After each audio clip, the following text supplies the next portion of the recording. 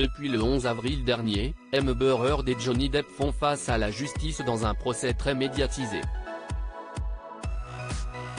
Pour rappel, l'actrice accuse son ex-mari de violence conjugale et réclame 100 millions de dommages et intérêts pour le préjudice moral subi.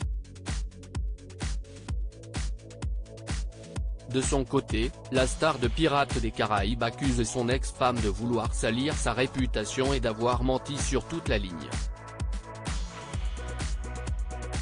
Il lui réclame 50 millions pour le manque à gagner perdu depuis 2016, date à laquelle Amber Heard avait demandé le divorce, assurant être une femme battue. Le verdict a été rendu ce mercredi 1er juin et les juges ont donc voté, à l'unanimité, en faveur de l'acteur. Amber Heard a été reconnue coupable de diffamation avec une intention malveillante contre Johnny Depp et des dommages et intérêts à hauteur de 15 millions de dollars. Toutefois, Johnny Depp n'était pas présent, comme l'a révélé le Daily Mail. En effet, il se trouvait devant un hôtel de Londres et en a profité pour saluer ses fans. L'absence de Johnny Depp lors de ce procès a beaucoup fait parler. Amber Heard, qui, de son côté, n'a pas souhaité manquer le verdict, s'est exprimée dans un communiqué, partagé par sa porte-parole. Votre présence montre où sont vos priorités, a-t-elle affirmé avant d'ajouter, Johnny Depp joue de la guitare au Royaume-Uni alors qu'Amber Heard attend le verdict en Virginie. Depp emmène ses ricanements et son manque de sérieux en tournée.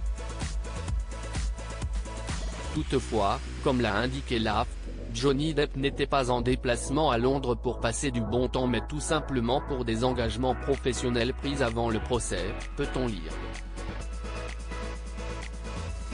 En effet, l'acteur s'est envolé pour le Royaume-Uni le 27 mai dernier après la fin des débats.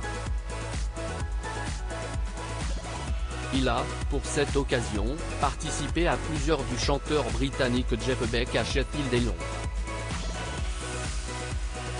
Des événements qu'il a souhaité honorer.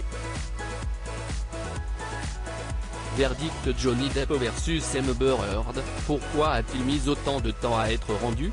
Depuis le début, ce procès est très médiatisé.